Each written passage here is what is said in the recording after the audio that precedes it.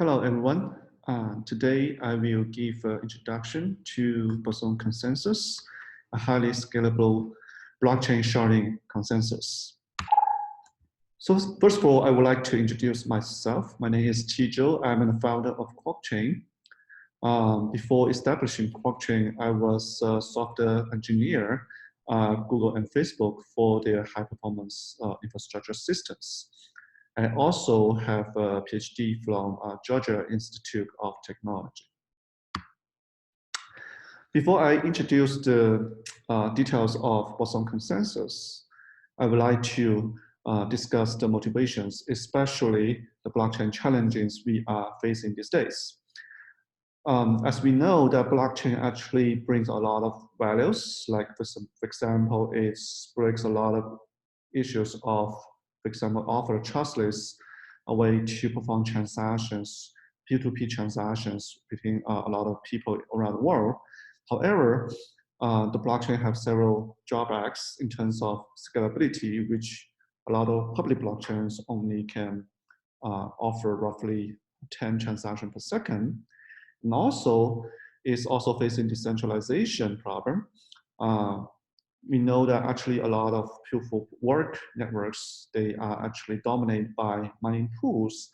And in order to become a solo miners for example, Bitcoin or Ethereum mining, the miners need to have roughly, for example, 1 million or maybe $500,000 cost to build hardware mining farms. Also, we also heard a lot of news about security issues. For example, Bitcoin Gold or Ethereum Classics were attacked in recent years because of low hash power. And lastly, flexibility, where there's a lot of argument in terms how to upgrade a blockchain smoothly and also without less errors, which is much hard to achieve these days. And we summarize all these challenges in a whiteboard series hosted by Near Protocols. So if you are interested in the details of these challenges, please search whiteboard QuarkChain at Google. So let's focus on blockchain scalability problem, since this is probably one of the most prominent problems we are facing these days. So for example, like blockchain is suffering from low transaction per second. For example, Bitcoin only has 7 transactions per second, while Ethereum offer a little bit more, but still 15 transactions per second. Where compared to centralized system, for example, Visa, which can address thousands of transactions per second on average, and its capacity can address and can offer tens of thousands of transactions per second. There are a lot of solutions to try to increase the performance of the blockchain. For example, Bitcoin Cash increases the block size of the Bitcoin from 1 megabytes to 32 megabytes. And this increased the performance to 32 times, but at the same time, it caused further concerns in terms of, for example, security. The larger block size means that it takes longer time to propagate blocks in the P2P network, which means that it will increase the probability of forks, because the longer the time it propagates, then it will have a higher probability that another different miners will create 2 blocks of the current latest block at the same time. And these forks actually waste a lot of hash power, which means that it can lower the security. And further, suppose if the block size is pretty large and the transactions needs to process all these transaction in the blocks and in a short time, that also require considerable computational power. And so why the blockchain is so slow? And there's a study in 2015 demonstrate that in order to propagate a 1 megabytes block to the P2P networks, it will take roughly 2.4 let's see, minutes in order to have 90% of the nodes that receive the block. This means that if in these 2.4 minutes, the rest of 10% of blocks, if they are mining, they will wasting their hash power and it will create a collision fork. And if this time becomes greater, this means that, and together with shorter block interval, this means that we will have higher stake block rate. And as a result, since some of the hash power are not contributed to the canonical chain, this means that the security level of the main chain of the canonical chain will be much lower and can be easier to perform the Boson attack. Another way to try to improve the performance of blockchains is to employ multiple blockchains and sometimes together with sidechains.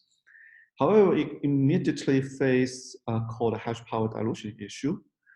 Sometimes we call it single shard attack issue, which means that suppose we have M shard chains, which means that we are able to, and these chains are running in parallel, and that means that we can find at least one chain with at most 1 M hash power, and thus attacking the chain with less hash power will be M times easier. Another issue is interoperability issue. Is that in order to exchange the assets on these chains, it will be much more difficult because each chain has its own, for example, logic, and also has its own governance model. And so we are facing a lot of issues in terms of security and also efficiency. So how to address this problem? Our view is that why not we can have a way that be able to adopt the benefits of the both solutions in terms of single blockchain and multiple blockchains. So we build a 2-layer blockchains. There's a called shard layer, where it contains a list of shard chains. They are heterogeneous chains that can run different consensus. They can run different transaction model like EVM or UTXO. They can even have their different token economies.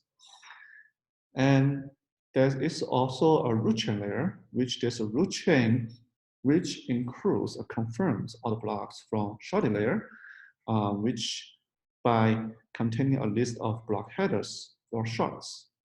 So here is an example that we have 3 chains where we have 2 shard chains. One is running proof of stake consensus, another is running depots.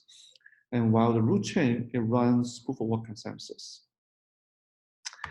As when in the next time interval, there are 2 blocks that are produced in a shard chain 0.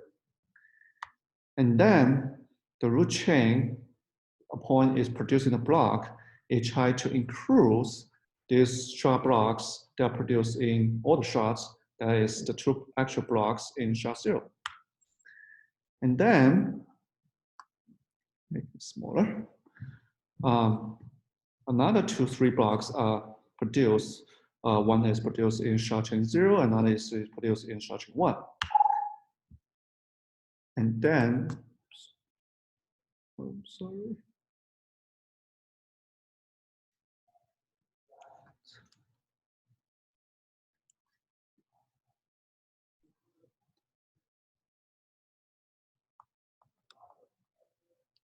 And then another block is, root block is created to include all those shard blocks.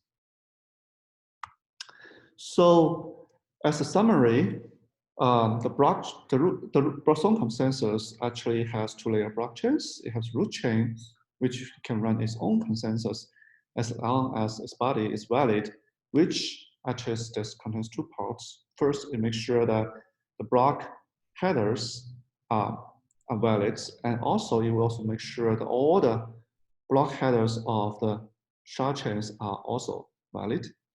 And it can run any consensus like proof of work or depots. And unlike sidechain, which shard chain will or sidechain have to submit their latest will to the main chain, in the Boson consensus, the root chain block producers are incentivized to include valid block headers of shard chains. And this gives a lot of security insurance of each shard chains. And each shard chain runs its own consensus to produce block. And if it face the, for example, forks, then it will employ what we call root chain first fork trace rule. So for example, each shard chain can run proof of work, proof of stake, or depots, and this consensus can be different from that of the root chain. And if two shard chain forks appear in the network, then a node in the network will first compare their corresponding root chains, and then it will compare to local shard chain consensus. And this why we need the root chain first fork trace rule, and that's a major purpose from security, is that for any double spending attack on a shard block that is already included by the root block must also attack the root chain. So for example, in this example, you see that there's an attacker that tries to revert these three blocks in the shard chain 0 by creating a longer fork. However, since the shard chain 0, its corresponding root chain block is this one, the last one, while the attacking one, its root block is this one. So when determining which fork to survive, since it will always apply the root chain first consensus, which means that such kind of a double spending attack will always fail. However, in order to perform such kind of double spending attack, an attacker must create a root chain fork that includes the corresponding attacking shard fork. However, creating such kind of root chain fork will be much more difficult and much more costly. And this will ensure that all the shard chains, as long as they are included by the root chain, it will immediately be protected by the root chain security. And there are a couple of differences comparison with existing solutions. One solution, famous solution, is called merge mining, which basically there are two chains. One is called main chain, another is called auxiliary blockchain. And then when a miner tries to produce a block, it will also mine the auxiliary blockchain and together with the main chain. And then however, they require the auxiliary blockchain have the same hash algorithm. And then once they found a block that satisfies both difficulty of both main chain and auxiliary blockchain, it will produce the block in different chains synchronously. And this actually is kind of a, I would say, a stealth version of large block solution. Well, in the Boson consensus, all the blocks, they are produced in an asynchronous way. And in that case, we can maximize the network bandwidth at the same time, minimize the network propagation time over the network. There's another solution that is called Ghost. It's called greedy hybrid observed subtree. It aims to include those they call steel blocks or anchor blocks together into the main chain, and including their hash values, and also include their to encourage this such includes. It will also have the for example token economies to increase the block rewards for the block producers that includes these steel blocks. It can increase block rate, which is adopted in Ethereum. However, at the same time, since those steel blocks transactions, they are overlapped and they are not counterverse to the main chain transactions. That means that it will also increase the overlap rate of the same transactions. And the Boson consensus actually has a tight correlation with DAG, which is DAG, that's direct acyclic graphs, which is also another popular, I would say, technologies to try to improve the throughput. The Boson consensus aims to harvest both benefits of the single blockchain and DAG.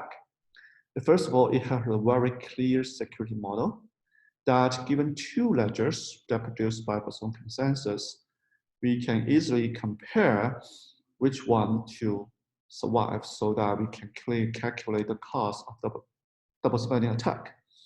While a lot of DAG, when performing this, they have very security model that need to be further defined. You also inherit the benefit of DAG with higher throughput compared to single blockchain, since all these blocks in root chains and shard chains are produced asynchronously similar to DAG. There are a lot of other important topics of Boson consensus.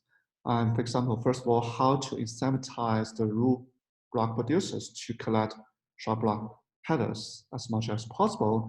And this is incentivized by a token economies we call tax mechanism, which some share of the shard chains will be contribute to the root block miners that includes these shard blocks.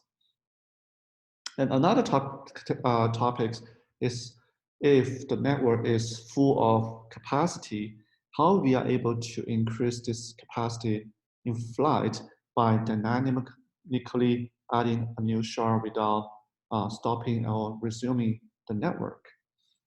And another topic is how we are able to enhance the security, for example, by be able to reuse the hash power of the root chain, and by combining the, for example, the slash condition of proof of stake. And another very important topic is how we are able to perform cross-shard transactions very friendly and also securely. We can demonstrate that with Boson consensus, we are able to ensure that this cross-shard transaction can be evaluated very efficiently and also enjoy the same security level as in-shard transactions. And lastly, since we are able to support heterogeneous shards, how to enable this heterogeneous shards with different, for example, token economies and different virtual machine and ledger, and allow them, these heterogeneous shards, to communicate with each other is also another important topic. So up here, I will skip the details. And so if everyone is interested in Boson consensus, please check out the technical white paper, which is uploaded in our repo. And feel free to let us know if you have any comments or suggestions. And also, I would like to introduce QuarkChain, which is the first realization of Boson consensus. Current QuarkChain is the root chain is implemented with proof of work with Etherhash. And for all the shard chains, it's also based on proof of work using any kinds of hash algorithm we can support. And the ledger and transaction model is based on account-based and virtual machine, EVM, Ethereum virtual machine.